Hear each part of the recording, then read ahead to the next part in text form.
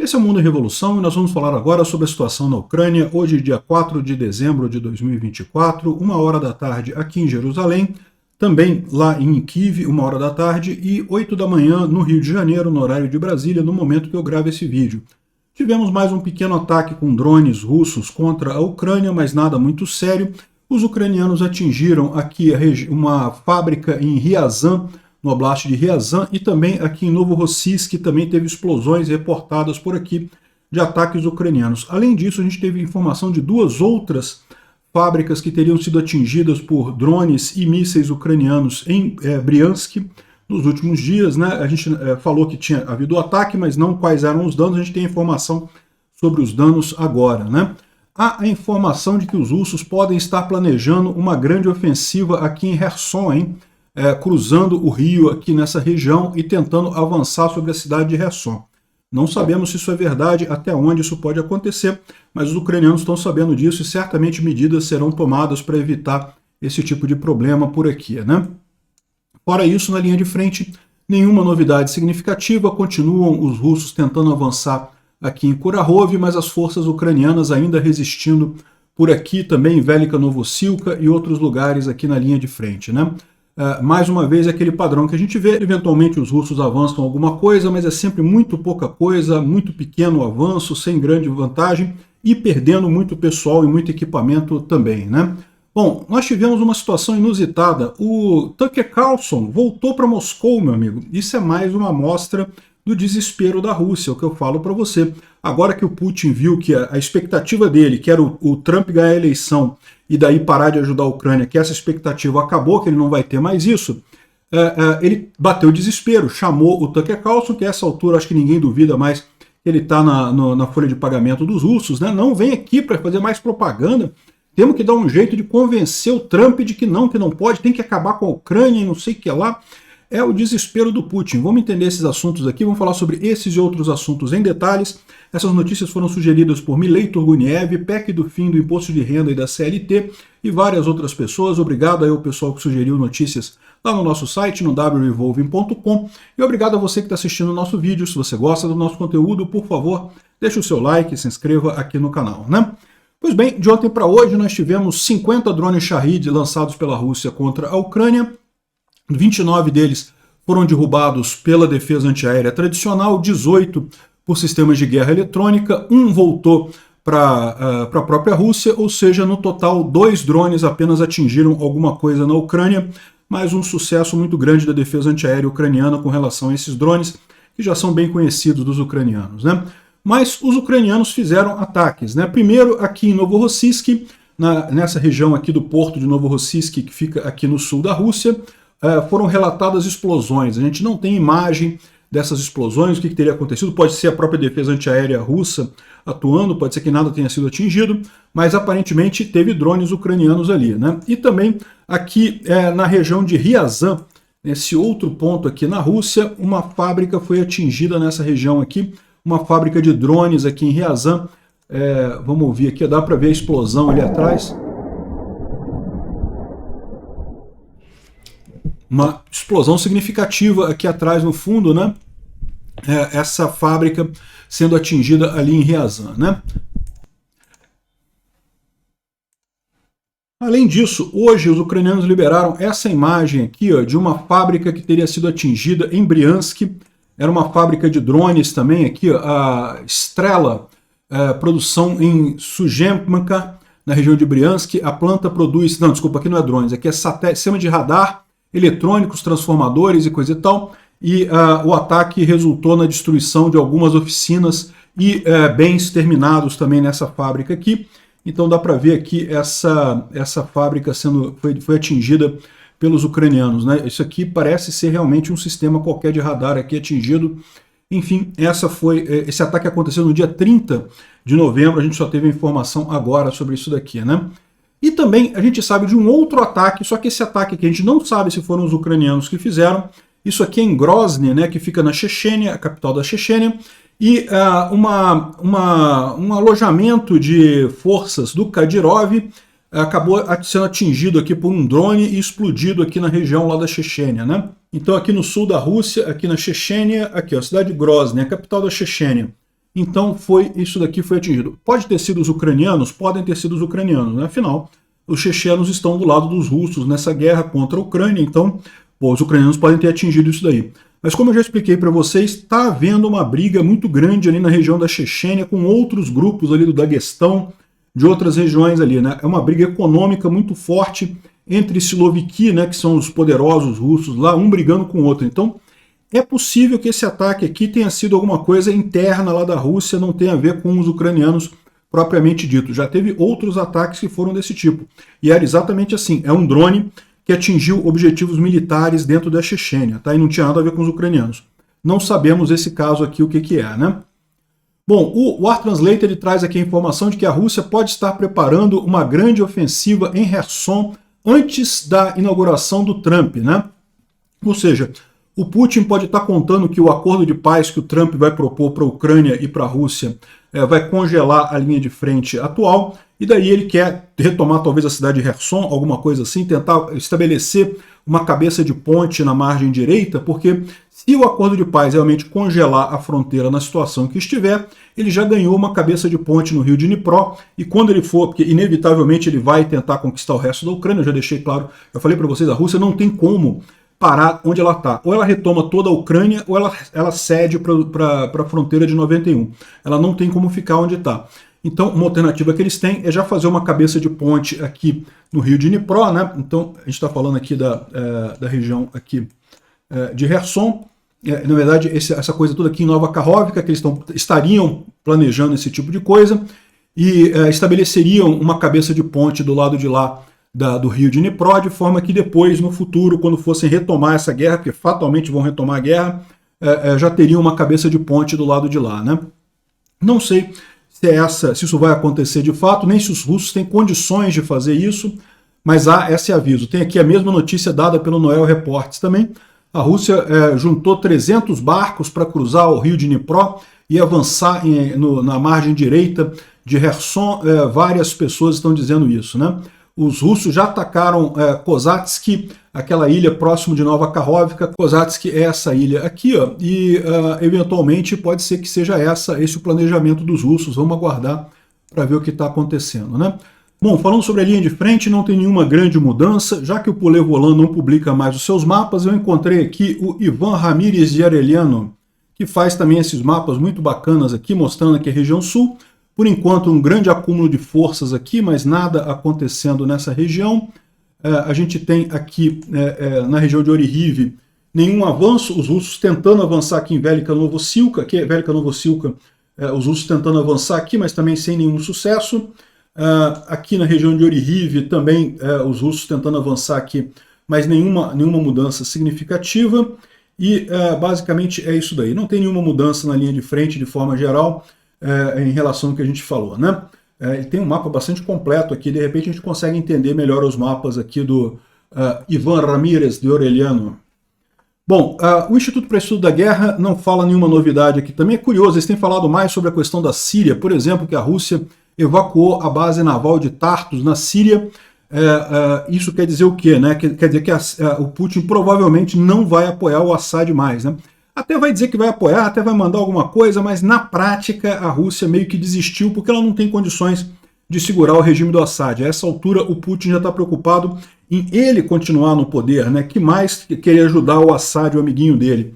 Então essa é a situação. A gente vai falar sobre mais algumas ajudas aqui. Aqui consta um pacote de 725 milhões de dólares para a Ucrânia agora em dezembro, um pacote bem grande que o Biden aprovou. Excelente notícia isso. Mas não tem nenhuma grande novidade aqui, né? Bom, uma coisa curiosa que está acontecendo, a gente está falando sobre os protestos na Geórgia, temos falado em vários vídeos disso, continuam os protestos muito grandes lá, talvez isso aí seja o momento Maidan deles lá, né? Estão brigando abertamente com o governo, espero que não seja algo tão violento quanto foi o protesto lá na Praça Central de Kyiv, porque lá realmente acabou morrendo muita gente, mais de 130 mortos entre policiais e manifestantes. Realmente acabou virando um tumulto muito sangrento. A Ucrânia conseguiu se livrar dos políticos corruptos russos, mas a um custo muito alto, né? Espero que a Geórgia tenha um destino não tão sangrento, consiga se livrar dos russos sem tanta coisa. Mas olha que curioso, já tem um monte de narrativa russete disso daqui. não porque os protestos é uma revolução colorida organizada pela CIA, a mesma coisa que falavam lá dos protestos da Praça Maidan. A maior parte dos protestos não são da Geórgia, são pessoas pagas para protestar, nada a ver isso, a maior parte é o pessoal da Geórgia mesmo. As pessoas querem liberdade, é sempre isso. Não tem ninguém que queira ir para um país ditatorial, para um país que tenha menos liberdade, mais regras e coisa e tal. Não tem lógica isso, ninguém quer fazer parte da cortina de ferro russa, até porque os países que fizeram parte da cortina de ferro da União Soviética lutaram muito para sair dali, é uma merda completa, o comunismo não funciona em lugar nenhum do mundo, né? Aqui, os manifestantes foram organizados por ONGs, né? E vocês sabem, eu critico muito ONGs, tem realmente muitas ONGs muito ruins, mas, de novo, não precisa de ONG, cara, a liberdade, todo mundo quer liberdade, não precisa de ONG para participar disso, né? Como isso é diferente dos 6 de janeiro, eu não sei o que lá, putz, isso é terrível, né? E já estão dizendo aqui que isso é trabalho da Nuland, do Soros, do Biden, dos neocons americanos e coisa e tal. E outra coisa, a Ucrânia está envolvida mandando atiradores e coisa e tal. A mesma lorota que eles contam da questão da Praça Maidan. Não, porque a Nuland foi lá mesmo, ela na época estava no governo americano, ela foi lá na Praça Maidan e... mas isso quer dizer que a Praça Maidan aconteceu por causa do Biden? Não, é lógico que não. Aconteceu porque o povo ucraniano quer liberdade, como o povo da Geórgia quer liberdade também, quer se livrar dos russos. É por isso que acontecem as manifestações. Tomem cuidado com esse pessoal que fala assim, não porque é uma revolução do povo, porque eles estão influenciados pelo Ocidente, por ideias imperialistas americanas da CIA e não sei o que lá. A CIA não tem esse poder todo. As pessoas naturalmente querem liberdade. Não é à toa que o cara lá de Cuba falou a mesma coisa quando começaram os protestos contra o comunismo em Cuba. Não porque ser infiltrado da CIA, não sei o que lá, falou a mesma coisa da Ucrânia, falou a mesma coisa da Geórgia. Aprendam, não tem essa. Todo mundo quer mais liberdade, todo mundo quer sair do comunismo, todo mundo quer ir para o capitalismo. É natural esse movimento. Não precisa da CIA organizar nada nessa história toda, né? Agora, mais engraçado ainda é o embaixador da Rússia na ONU, dizendo que a Ucrânia está por trás do ataque contra Alepo na Síria. Aqui, ó. A Ucrânia apoiou o ataque em Alepo na Síria e forneceu armas para os militantes, eu não sei o que lá. Eu vou te falar um negócio, o desespero do pessoal tá grande. Não é só isso não, não é só isso não. Olha aqui, olha aqui. Adivinha, a CIA realmente quer que a Coreia do Sul venda armas para a Ucrânia. O golpe que foi dado na Coreia é culpa da Ucrânia. O golpe da Coreia do Sul é culpa da Ucrânia. Pelo amor de Deus, para com isso, porra. Eu vou te falar um negócio. Até o golpe na Coreia do Sul, o pessoal está tentando culpar a Ucrânia por isso, né? Eu vou te falar, é muito desespero, é desespero desse pessoal. Eles não têm, né? A Ucrânia é claramente a parte inocente, é a vítima nesse caso. E a Rússia é claramente agressora. Então é lógico que a propaganda russa fica atirando para tudo quanto é lado. E essas coisas absurdas desse jeito aqui, isso denota o desespero da propaganda russa. Porque eu falo para vocês, a propaganda russa está perdendo o controle, ela está perdendo... Ela tinha a expectativa de que não, a aposta deles era, vamos apostar que o Trump vai ganhar, e aí vai cortar totalmente o apoio à Ucrânia, e beleza, a gente está bem. Agora que o Trump ganhou e falou que não vai cortar porcaria nenhuma, que quer um acordo de paz imediatamente com a Rússia, se comprometendo a respeitar as fronteiras de 91, o Putin bateu o desespero. A propaganda russa bateu o desespero. É o que eu falo para vocês. A propaganda russa ela sempre teve um modo de operação muito conhecido. Ela joga ideias aleatórias no submundo da internet e vê o que cola, o que as pessoas realmente acham. Isso aqui é interessante. E aí pega essas ideias malucas e começa a massificar. Pega os influenciadores que são pagos pela Rússia, pega o pessoal que tem um número de seguidores maiores e começa a pagar para influenciar essas ideias contra a Ucrânia, né? Mas o que está acontecendo? Esse ciclo leva um tempo, porque você tem que ver o que cola primeiro, aí depois tem que planejar a coisa. Eles não têm esse tempo, porque eles precisam de uma decisão agora, eles estão desesperados. Então, daí você começa a ter esse tipo de coisa. Eles pegaram uma ideia que colou em algum grupo de subalterno lá, mas eles têm que jogar, eles têm que começar a empurrar essa propaganda russa, porque no final das contas eles precisam fazer alguma coisa agora, eles não têm tempo de fazer todo o processo da propaganda bonitinho para chegar a uma coisa estruturada, né? Aí chega nessas palhaçadas que não, que a culpa de Alepo na Síria é da Ucrânia, que a culpa do golpe da Coreia do Sul é da Ucrânia, E agora, olha, o desespero dos desesperos. O Putin chamou o Tucker Carlson de novo, meu. O Tucker Carlson, vocês sabem, tá mais do que óbvio essa altura. Eu já gostei do Tucker Carlson, tá? Houve uma época que eu gostava do Tucker Carlson. Ele tem algumas ideias que eu concordo com ele. Questão da época da pandemia, ele tem muitas ideias que eu concordo plenamente. Mas fiquei muito decepcionado contra ele e contra o Tim Pool também. Ambos viraram ativos russos, claramente recebendo dinheiro da Rússia. Não tem outra explicação para a posição que eles têm, né?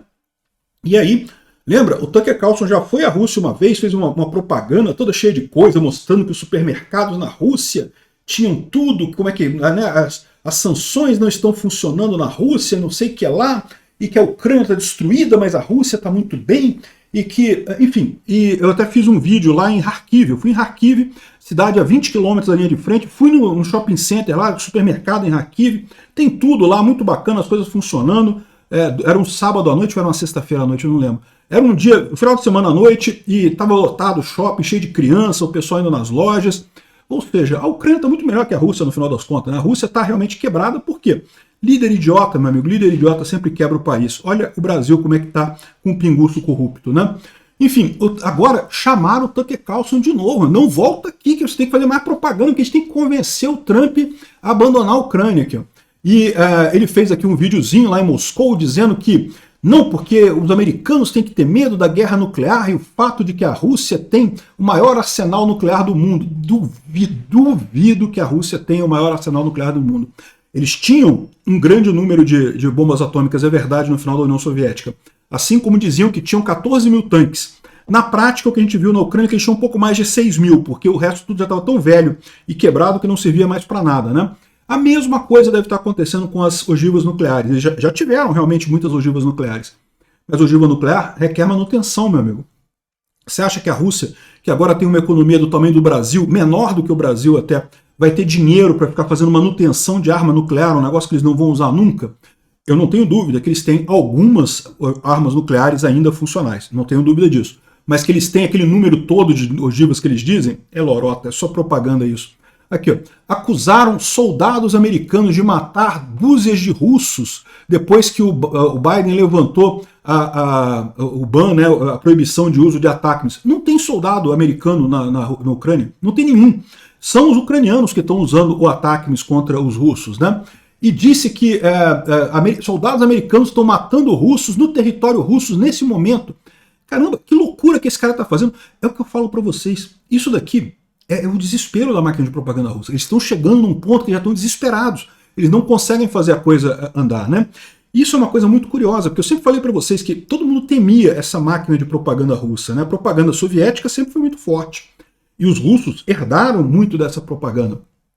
Só que começou a guerra na Ucrânia e o que a gente viu é que eles falharam enormemente, né? Eles tinham por objetivo garantir que o povo europeu e o povo americano ficassem do lado da Rússia, abandonassem a Ucrânia ou não se importassem com a guerra e coisa e tal. E embora tenham conseguido fazer isso com algumas pessoas acham que essa guerra, não, uma guerra lá longe, que não tem nada a ver com a gente, não sei o que lá, mal sabem eles que sim, tem tudo a ver com todo mundo, né? Bom, mas enfim, não conseguiram. Onde eles precisavam que a informação fosse, que a propaganda fosse efetiva, ela não foi. No Brasil pegou um monte de gente. O Brasil, realmente, uma cambada de covarde que tem naquele país, o pessoal da direita, um monte de covardão, falando, não, que é uma guerra lá longe, ai, que precisamos de fertilizantes e não sei o que lá. Cambada de covardes. E não conseguiram pegar, não conseguiram influenciar de fato as pessoas. E por que isso? Eu digo para vocês, por conta da informação descentralizada e distribuída. A informação descentralizada e distribuída dificulta a propaganda, ao contrário do que eles dizem. Eles falam que não, porque aí os russos criam robôs e não sei o que lá. Meu amigo, isso é totalmente inefetivo. Robô na internet, todo mundo sabe, é totalmente... Tenta fazer aí. Um dia que você tiver com vontade, contrata robô na internet para você ver. É absurdamente inefetivo. Todo mundo caga para informação de robô. Porque os robôs, de fato, você percebe que não é um humano ali, não tem aquela consistência do humano. Então o pessoal caga completamente para robô. Mesmo com inteligência artificial, mesmo coisas sofisticadas, é totalmente ineficiente. E aí, ou seja, eles estão agora num desespero. O que está acontecendo aqui é o desespero da máquina de propaganda russa. Chamaram o Tucker Carlson. Tucker, vem cá, meu filho, tem que falar mais, tem que fazer mais propaganda aqui. Aqui, ó. E por que isso? Porque, de novo, a economia, né?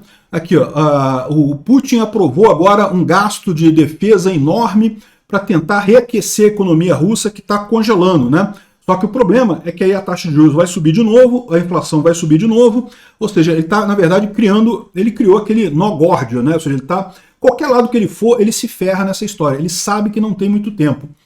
Aqui, ó. A crise econômica que Putin não pode mais ocultar, começa a surgir uma forte disputa entre grandes empresários e o Banco Central. Então já tem uma briga política lá na Rússia, né, entre os empresários e o Banco Central, porque o Banco Central quer preservar o valor da moeda, quer evitar a inflação. Para os grandes empresários isso é um problema, né? Ou seja, está tendo uma briga grande lá. E você sabe, a Rússia é um estado mafioso. Então esse tipo de briga pode ser resolvido da pior maneira que você imagine, né? O Putin sabe disso, ele está desesperado, ele sabe que não aguenta muito tempo. E daí esse uso da propaganda russa aí de forma totalmente maluca, né? Bom, tem outros problemas também, né? Parece que o Kim Jong-un estaria puto com o Putin porque ele estaria usando as tropas da Coreia do Norte como bucha de canhão, né? Mas lógico que está fazendo isso. Está todo mundo sendo usado como bucha de canhão lá na frente russa. A estratégia ucraniana é essa, é ficar calado, ficar parado aqui atrás, só matando o russo, matando o norte-coreano e pronto, eles não conseguem avançar mesmo, né? Ou seja, o Kim Jong-un estaria chateado com o Putin por causa disso. Mais um problema para o Putin. Aqui, ó. Agora, vamos falar sobre o plano de paz do Trump, né? Porque não é uma maravilha.